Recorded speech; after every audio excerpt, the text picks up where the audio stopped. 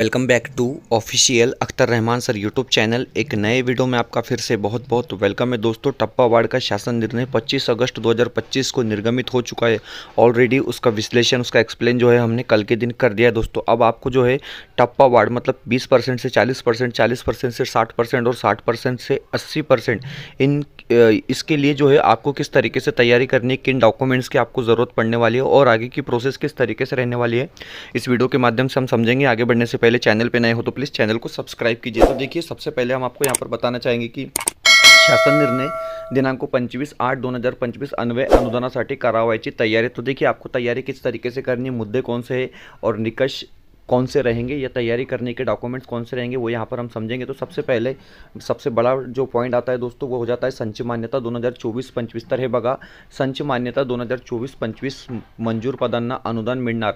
संच मान्यता लॉगिनमधून प्रिंट काढून ठेवा। तो देखिए, हेडमास्टर मुख्याध्यापक के लॉगिन में आपको संच मान्यता 2024-25 मिल जाएंगी और वहाँ से आप क्या है इसकी प्रिंट निकाल कर रख सकते हैं। जो लोगों के पद मंजूर है उन्हीं को अनुदान मिलेगा। पहला मुद्दा यहाँ पर क्लियर हो जाता है। त्यानंतर मुद्दा क्रमांक 2 दिलेला आहे, विद्यार्थी आधार व अनुज्ञेय पदे कार्यरत शिक्षक व शिक्षकेतर कर्मचारी अनुदानासाठी पात्र। ओके, विद्यार्थी आधार रिपोर्ट, आधार यादी तैयार करावी। मंजूर पदापैकी प्रत्यक्ष कार्यरत असणाऱ्या शिक्षक व शिक्षकेतर कर्मचाऱ्यास अनुदान देय राहणार आहे। तो देखिए, आप लोगों को जितने भी पद मंजूर है उसमें से जितने भी अंशतः अनुदानित शिक्षक और शिक्षकेतर कर्मचारी कार्यरत है उनकी भी यादी बना लेनी है आपको, और विद्यार्थी आधार यादी भी आपको क्या है बना लेनी है।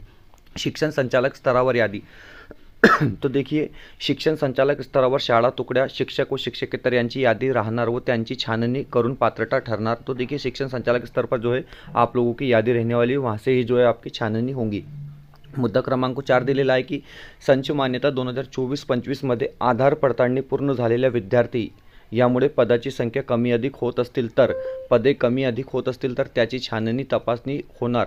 शिक्षण संचालक यांना अधिकार आहे। तर हे बघा, पदे जरी कमी झाली असली तरी शिक्षण संचालक यांना अधिकार आहे छाननीबाबत, आणि पदे वाढली असली तरी शिक्षण संचालक यांना अधिकार आहे। मुद्दा क्रमांक 5, विद्यार्थी शिक्षक व शिक्षकेतर कर्मचारी हजेरी म्हणजेच बायोमेट्रिक अथवा चेहरा ओळख प्रणालीद्वारे नोंद किमान 15 जून ते आज अखेर म्हणजे 30/8/2025 पर्यंत दैनंदिन उपस्थितीची प्रिंट व सॉफ्ट कॉपी ठेवावी। वाढीव टप्पासाठी अनिवार्य आहे। तो देखिए, आपको बायोमेट्रिक और फेस रिकॉग्निशन जो है वो ज़रूरी है। कम से कम आपको 15 जून से लेकर 30 अगस्त तक का रिकॉर्ड जो है आपके पास यहाँ पर होना चाहिए, इस तरीके से बताया गया है।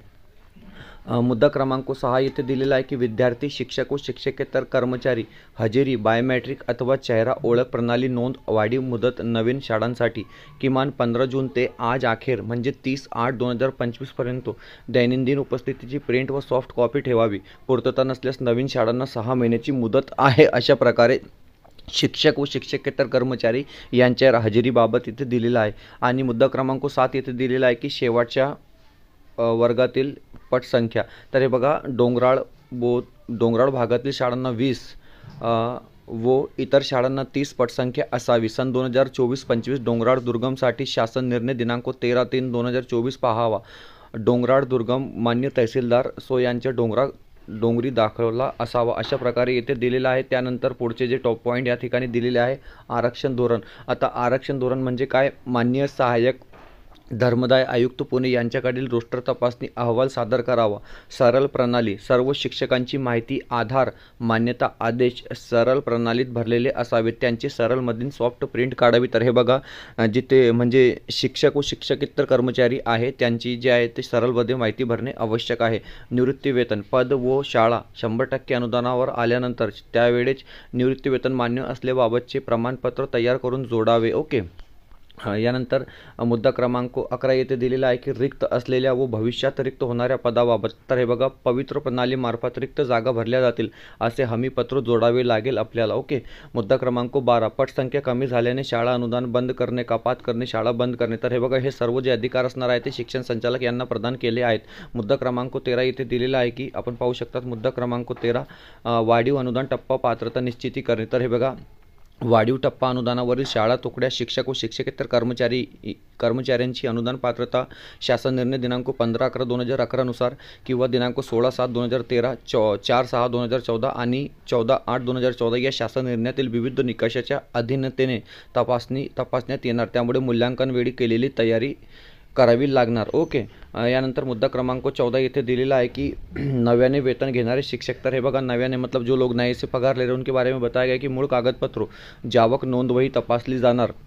संस्थेकडून मूल कागजपत्र उपलब्ध करून घ्यावीत. तो देखिए, जो लोग नए से लगे हैं, जिनको नए से अनुदान मिला है, तो उनके कागजपत्र भी यहाँ पर क्या है, चेक होने वाले. क्षेत्रीय तपासणी कोणतीही बाब नियम बाह्य होणार नाही, अन्यथा क्षेत्रीय तपासणी तसे निर्देशनास असल्यास शाळांचे अनुदान थांबणार. सर्व बाबी निकषानुसार तपासणी होणार. इस तरीके से यहाँ पर क्या है, करीब करीब 15 से ज़्यादा मुद्दे यहाँ पर दिए गए. उसके बाद अगर आप आगे देखोगे, वाढीव टप्पा पदे, पदांच्या संख्येत वाढ झाल्यास वाढीव पदांना अनुदान देय असणार नहीं. तो देखिए, अगर पद बढ़ जाते हैं, सपोज़ कि आपको 6 लोगों को जो है अनुदान के आदेश मिले और आपके पास 8 पद हो जाते हैं, तो उनको जो है अनुदान नहीं मिलेगा. इस तरीके से सीधे सीधे तौर पर यहाँ पर बता दिया गया है. शाळांची तपासणी 5% शाळांची दरवर्षी तपासणी होणार. भरारी पथक, तपासणीवेळी भरारी पथक राहणार. संच मान्यता, एकाच शाळेच्या विविध तुकडे असतील तर त्या एकत्रित एक युनिट म्हणून संच मान्यता होणार. जैसे कि विनानुदानित, अंशतः अनुदानित और अनुदानित, इनकी क्या है, एक ही बार में संच मान्यता होंगी, एक साथ ही होंगी. प्रत्यक्ष आदेश.